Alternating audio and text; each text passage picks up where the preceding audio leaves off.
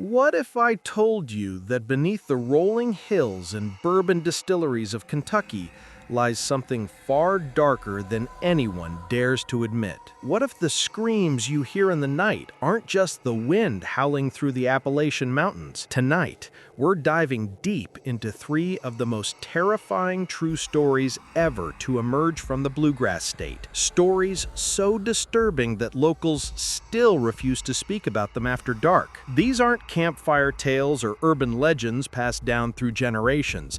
These are documented events that happen to real people in real places, and they will make you question everything you thought you knew about the world we live in. So, turn off the lights, lock your doors, and whatever you do, don't watch this alone, because once you hear what happened in Kentucky, you'll never look at this state the same way again. Before we begin, if you're brave enough to make it through all three stories, make sure you hit that subscribe button and turn on notifications, because we're just getting started with the darkest corners of America. Louisville, Kentucky, 1962. The Waverly Hills Sanatorium had been abandoned for nearly a decade, its once white walls now stained with rot and decay. During its operation from 1910 to 1961, it served as a tuberculosis hospital, and conservative estimates suggest that over 63,000 people died within its walls. But some believe the real number is much, much higher. Local teenager Marcus Webb didn't believe in ghosts. At 17, he'd heard all the stories about Waverly Hills, the shadow people in the hallways, the little girl who bounced her ball on the third floor, the screams that echoed through the death tunnel where bodies were transported away from the view of living patients.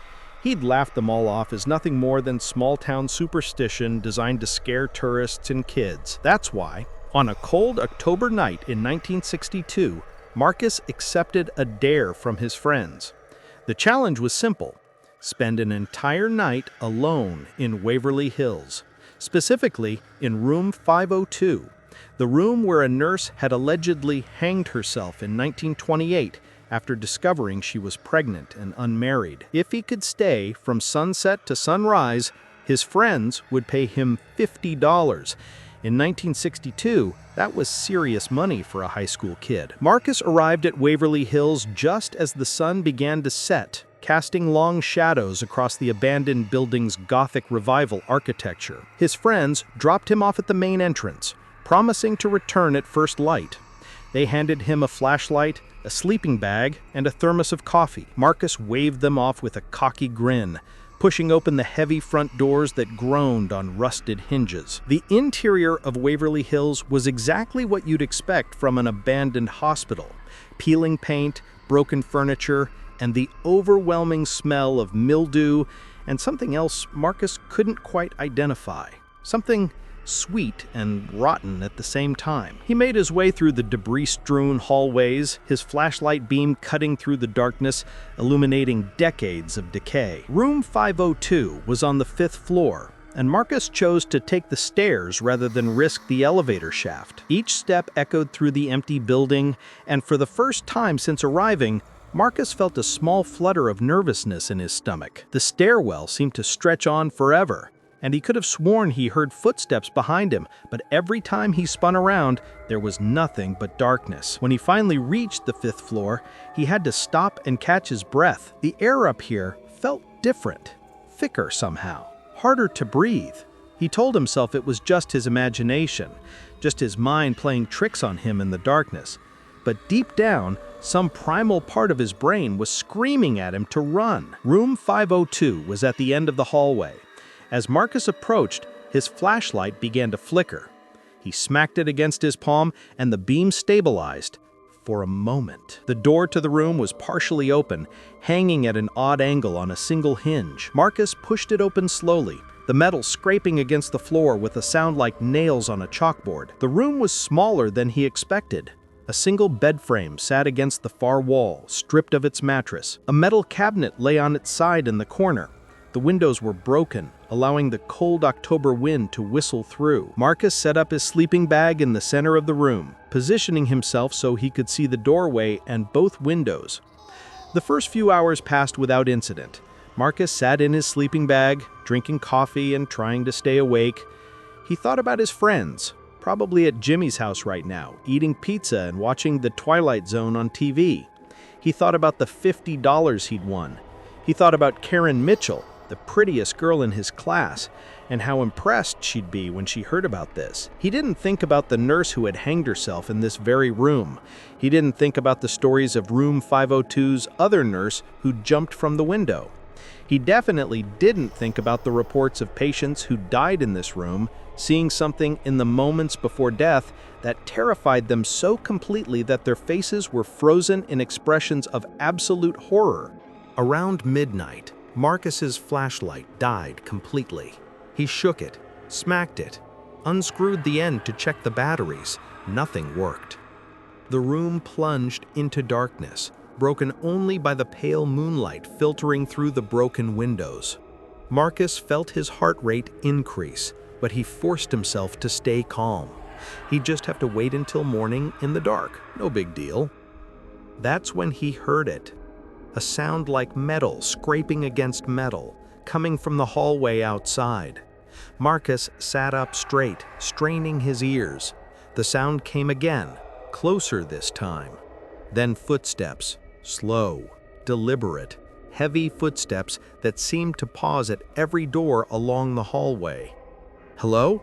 Marcus called out, his voice cracking slightly. "Is someone there?" The footsteps stopped. The silence that followed was somehow worse than the noise. Marcus could hear his own heartbeat pounding in his ears. Then, slowly, the footsteps resumed, and they were coming directly toward room 502. Marcus scrambled to his feet, his sleeping bag falling away. He wanted to run, but there was only one way out, through the door where the footsteps were approaching. The steps grew closer, closer, until they stopped right outside the room. Marcus held his breath. Every muscle in his body tensed for whatever was about to happen. Nothing. Just silence. Marcus waited, counting the seconds in his head. 1 Mississippi, 2 Mississippi, 3 Mississippi. When he reached 30, he finally exhaled. Maybe it had been his imagination. Maybe it had been the wind or the building settling, or... The door slammed shut with a bang that echoed through the entire building. Marcus jumped back, a scream catching in his throat. Then the temperature in the room plummeted. Marcus could see his breath forming clouds in the air as frost began to form on the windows. But it wasn't even below freezing outside. "Who's there?" Marcus shouted, no longer caring if he sounded scared. "This isn't funny." A sound came from the corner of the room, a wet, raspy breathing, like someone with fluid in their lungs trying desperately to draw air. Marcus spun toward the sound, and in the pale moonlight, he saw something that would haunt him for the rest of his life. In the corner where the metal cabinet had been, there was now a figure. It stood hunched over, its body wrong somehow, joints bending in directions they shouldn't, limbs too long, head tilted at an impossible angle. As Marcus watched in frozen terror, it began to move toward him with that same wet, labored breathing. Marcus ran. He didn't think, didn't plan. Pure survival instinct took over. He grabbed the door handle and yanked it, but it wouldn't budge. The thing in the corner moved closer, and Marcus could smell it now. That sweet, rotten smell he'd noticed earlier, but 100 times stronger. It was the smell of tuberculosis, of diseased lungs, of death. With strength born of absolute terror, Marcus threw his entire body weight against the door. Something gave way, and he burst into the hallway, stumbling and nearly falling. He didn't look back. He ran for the stairs, taking them 3 at a time, not caring if he fell, not caring about anything except getting out of that building. Behind him, he heard it following. Not just footsteps now, but that awful breathing and something else. A sound like laughter, but wrong, distorted, unhuman. Marcus flew down the stairs, through the hallways, past rooms where he could have sworn he saw faces watching him from the darkness. The front doors were ahead, and he hit them at full speed, bursting out into the cold October night. He ran down the long driveway, not stopping until he reached the main road. Only then did he allow himself to look back at Waverly Hills.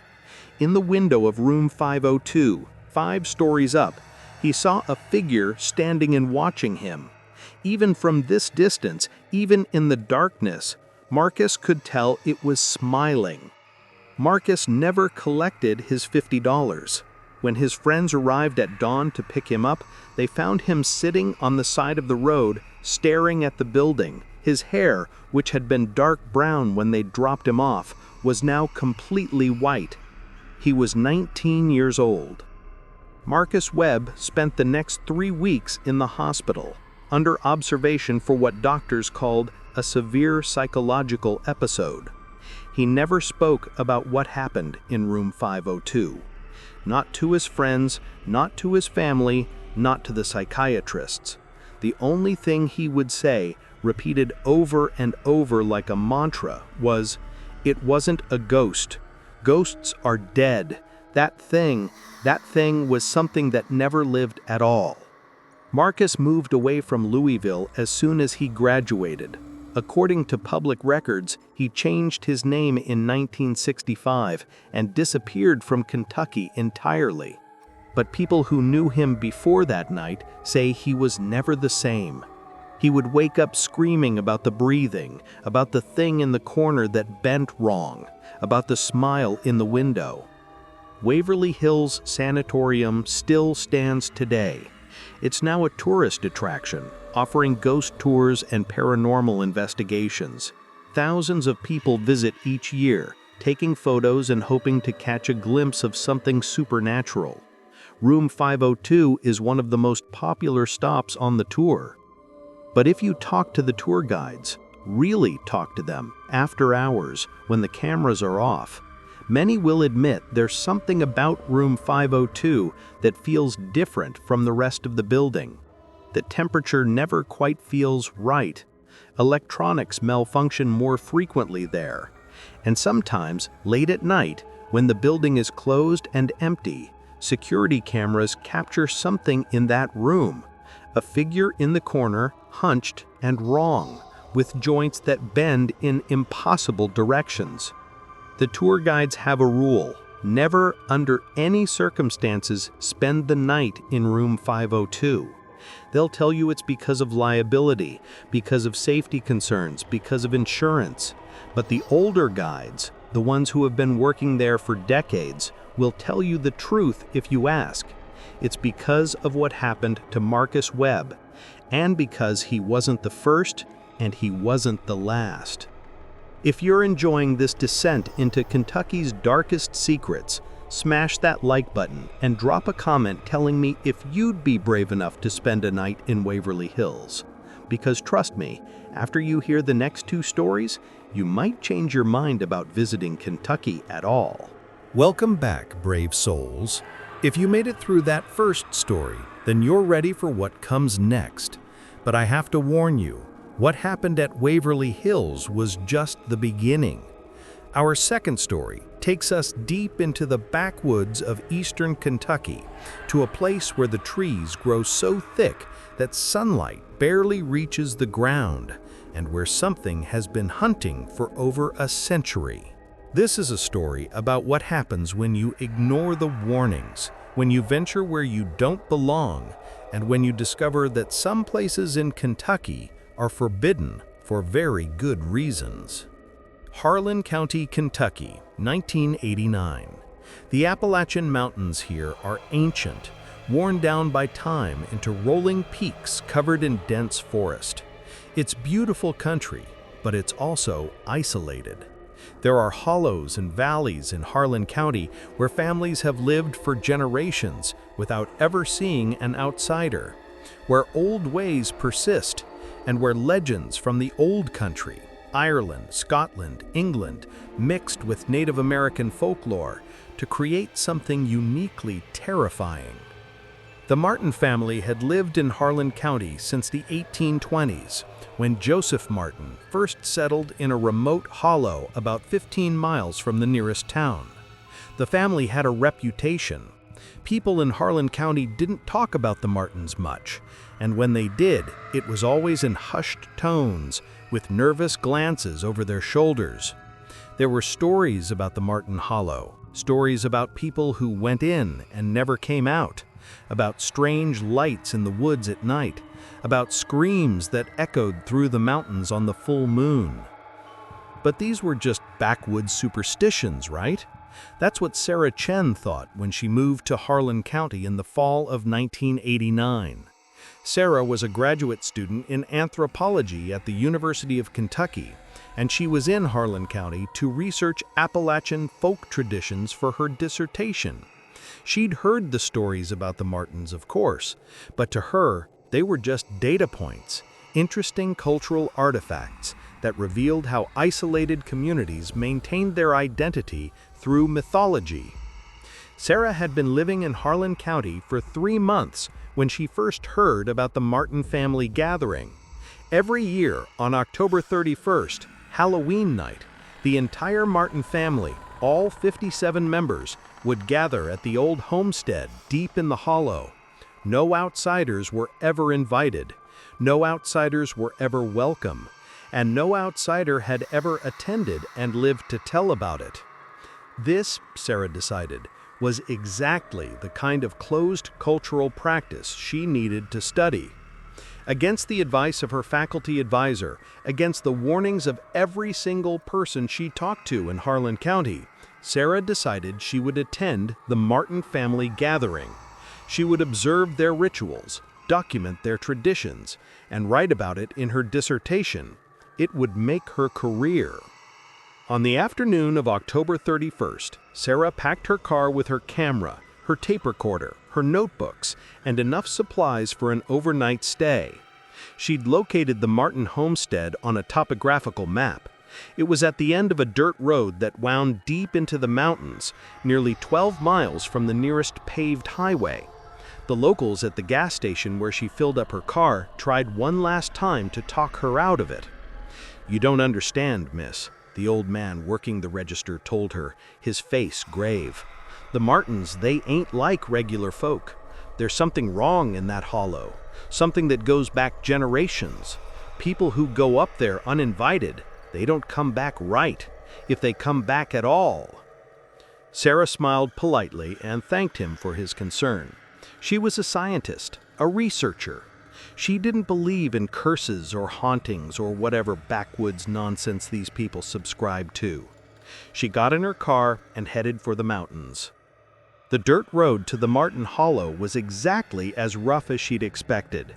Her small sedan bounced and jolted over ruts and rocks, branches scraping against the sides. The forest grew denser as she drove deeper into the mountains, the canopy overhead blocking out more and more of the afternoon sun. After about an hour of driving, Sarah's car rounded a bend, and she saw it, the Martin homestead. It was larger than she'd expected. The main house was an old 2-story structure that looked like it dated back to the 1800s, with several smaller cabins and outbuildings scattered around it.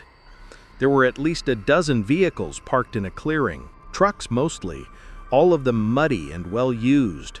Smoke rose from the chimney of the main house, and I could hear voices and laughter coming from inside. Sarah parked at the edge of the clearing and grabbed her camera.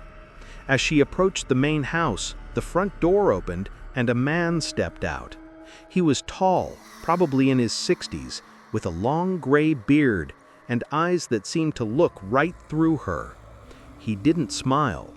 "You're not family," he said. It wasn't a question.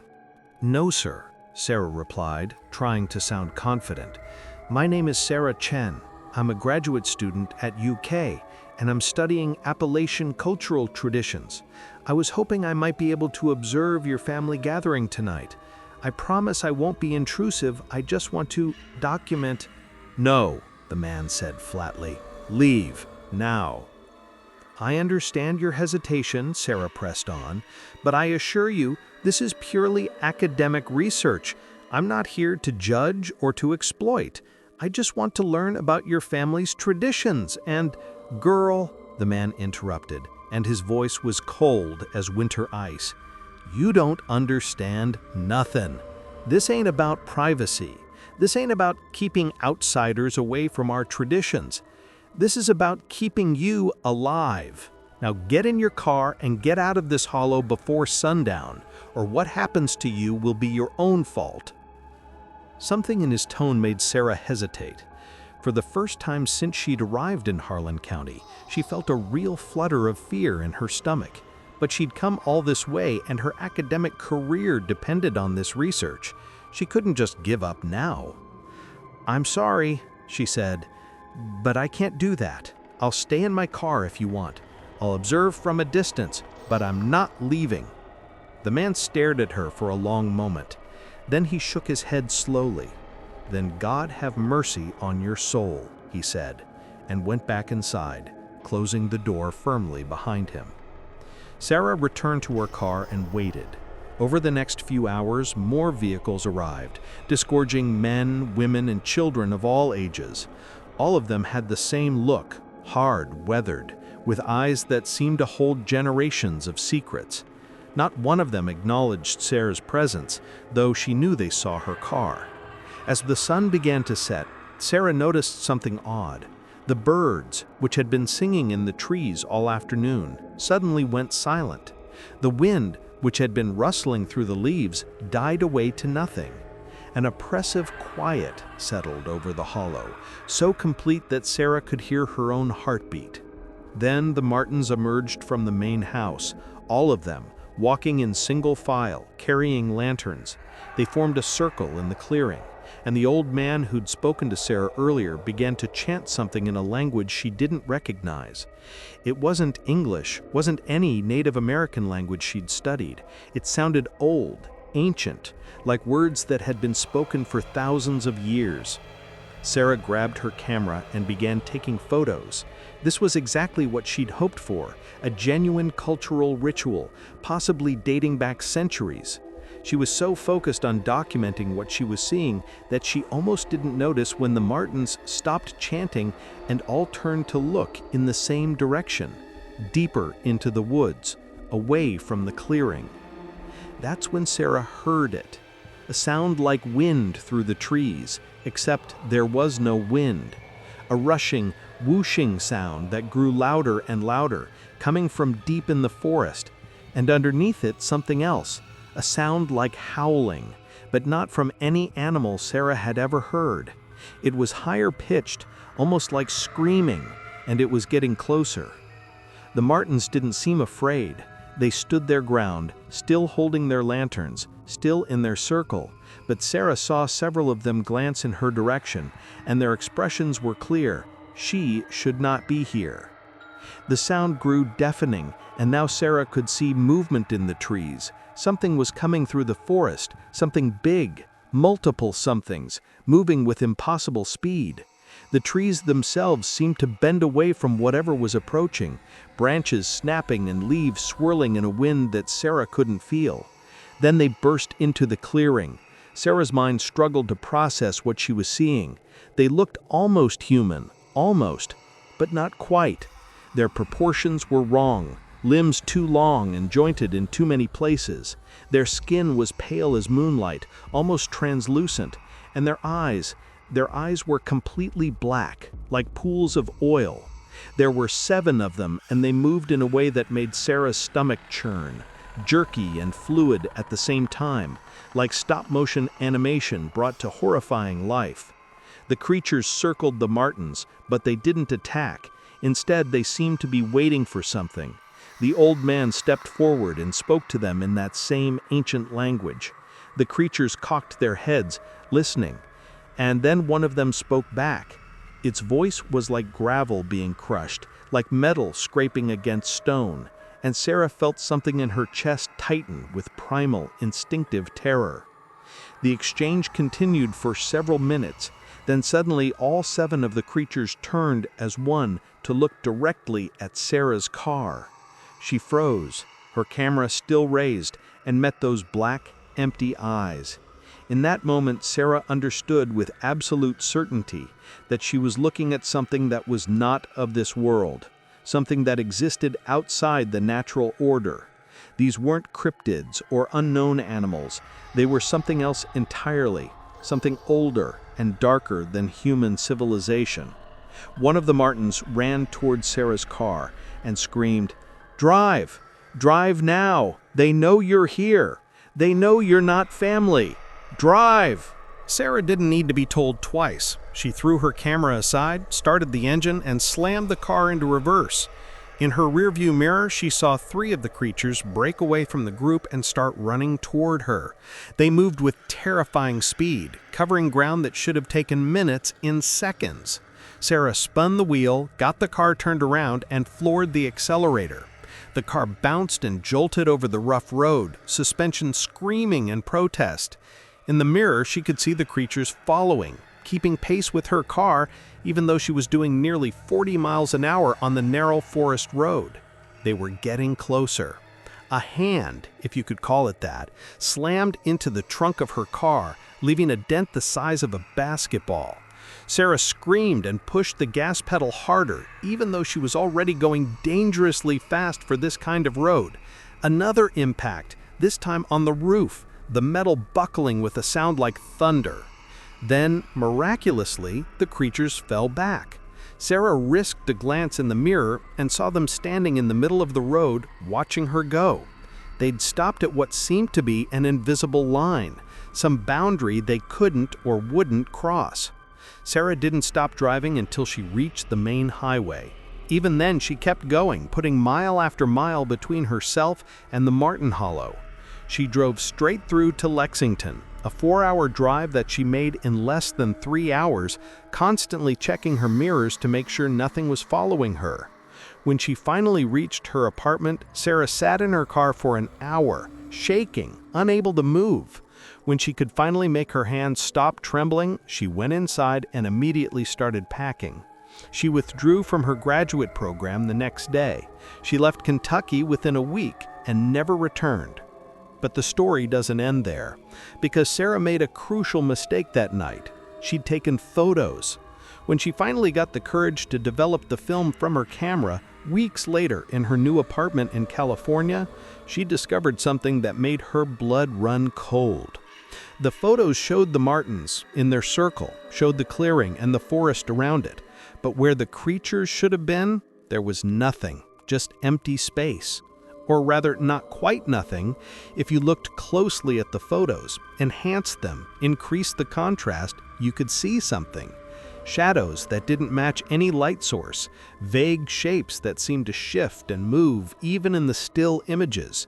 And in one photo, clearly visible once you knew what to look for, a pair of black, empty eyes staring directly at the camera. Sarah burned the photos and the negatives. She threw away her notebooks, her research, everything connected to her time in Harlan County. She tried to move on with her life, tried to forget what she'd seen in that hollow. But every October 31st, no matter where she is, Sarah wakes up at midnight to the sound of that howling, that rushing wind. She looks out her window, and sometimes, not every year, but sometimes, she sees them standing at the edge of the property, at the tree line, at the border of whatever light reaches into the darkness. They never come closer, they just watch and wait. The Martins still live in Harlan County. They still hold their gathering every Halloween night. And if you ask anyone in Harlan County about what happens in that hollow, they'll tell you the same thing. The Martins made a deal generations ago with something that lived in those mountains long before humans arrived. A deal that protects the family, but requires a ritual every year to maintain. A deal that demands respect from outsiders, because those things in the woods, they're always hungry, and the only thing keeping them contained is the Martin family's annual gathering. And if you break the rules, if you go where you're not invited, if you witness what you're not meant to see, well then you become part of the deal too. The creatures will mark you, follow you, watch you for the rest of your life. You'll never be free of them. You'll never be safe. Sarah Chen is 53 years old now. She's a high school teacher in San Diego, as far from Kentucky as she could get. She's never married, never had children. She can't bear the thought of bringing a new life into a world where those things exist. And every Halloween, without fail, she stays inside from sunset to sunrise. All the lights on, all the doors locked, waiting for midnight to pass. Because the creatures remember. They always remember. And sooner or later, the deal always comes due. We're 2 stories deep now, and I can see some of you in the comments are starting to doubt whether you want to hear the 3rd story. Good, you should be scared. But if you've made it this far, you might as well see it through to the end. Hit that like button if you're still with me, and let's finish what we started. You've made it to the final story. I have to admit, I'm impressed. Most people would have clicked away by now, would have told themselves, these are just stories, just entertainment. But you're still here, which means some part of you knows these things happened. They're still happening. And our final story might be the most disturbing of all, because it happened in broad daylight, in a normal Kentucky town, to people just like you and me. Prestonsburg, Kentucky, 1977. It was the kind of small town where everybody knew everybody, where people didn't lock their doors at night, where children played in the streets until the streetlights came on. Floyd County was coal country, and Prestonsburg was a typical eastern Kentucky town. Hard-working people, tight-knit community, deep roots in the land. In the summer of 1977, Prestonsburg had a population of just over 3,000 people. By the end of that summer, it would have 6 fewer residents, and the town would never speak openly about what happened. Even today, if you visit Prestonsburg and ask about the Hollow Creek incident, you'll be met with silence, with turned backs, with doors closing in your face. It started with the construction project. The town council had approved the building of a new elementary school on the outskirts of town near Hollow Creek. Construction began in June 1977, and for the first 2 weeks, everything went smoothly. Then, on June 23rd, the excavators hit something. At first, the construction crew thought it was bedrock or an old mine shaft, but when they cleared away more dirt, they realized it was something else entirely. It was a door, a stone door carved with symbols that none of them recognized, set into what appeared to be the entrance to an underground chamber. The foreman, Dale Hutchins, immediately called a halt to construction. He contacted the town council, who contacted the State Historical Society. Within days, a team of archaeologists from the University of Kentucky arrived to investigate. Dr. Margaret Vance was the lead archaeologist on the site. She was 42 years old, a respected professor with 2 decades of experience. But nothing had prepared her for what she found beneath Hollow Creek. The chamber was massive, roughly 40 feet across and 15 feet high. The walls were carvings depicting scenes that made no sense in the context of Kentucky history. There were images of ships with a design consistent with medieval European vessels. There were symbols that resembled Old Norse runes mixed with something older, and there were warnings, lots and lots of warnings. Dr. Vance couldn't read all of the inscriptions, but she could read enough. The symbols repeated 3 phrases over and over. Do not wake them. Keep the door sealed. They sleep beneath. At the center of the chamber was another door, this one made of solid stone, 6 inches thick with no visible hinges or handles. It was sealed with what appeared to be lead poured into the cracks around the edges. Someone, hundreds of years ago, had gone to extraordinary lengths to make sure this inner door stayed closed. Dr. Vance wanted to stop there. Every instinct told her that they should seal the outer chamber back up and forget they'd ever found it. But the town council, the state officials, the university administration, they all wanted answers. They wanted to know what was behind that inner door. On July 15, 1977, a team of workers used jackhammers and cutting torches to break through the inner door. Dr. Vance protested, but she was overruled. At 2:47 p.m., in broad daylight, with a dozen people watching, the inner door was breached. The smell hit them first. It wasn't the musty smell of old air. It was something organic and wrong, like meat that had been left out in the sun for weeks. Several workers immediately began vomiting. Dr. Vance put on a respirator and approached the opening with a flashlight. The chamber beyond extended deep into the earth. The floor was covered in something that looked like ash, several inches deep.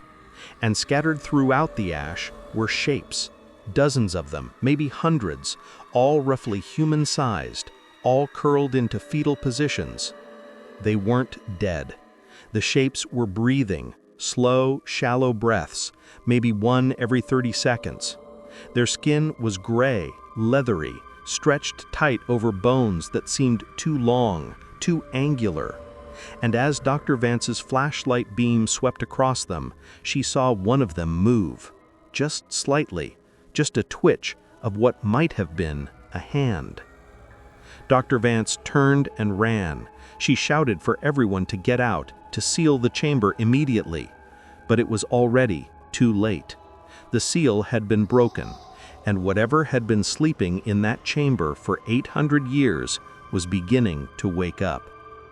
The first death occurred that night.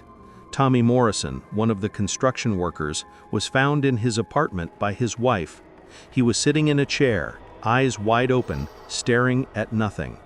There wasn't a mark on his body. His heart had simply stopped, but his face was frozen in an expression of absolute terror. The second and third deaths came 2 days later. Sarah and Jim Kenton, who both worked for the town council and had been present when the inner door was opened, were found in their car at the bottom of Hollow Creek. The car had gone off the road at a point where there was no curve, no reason to lose control.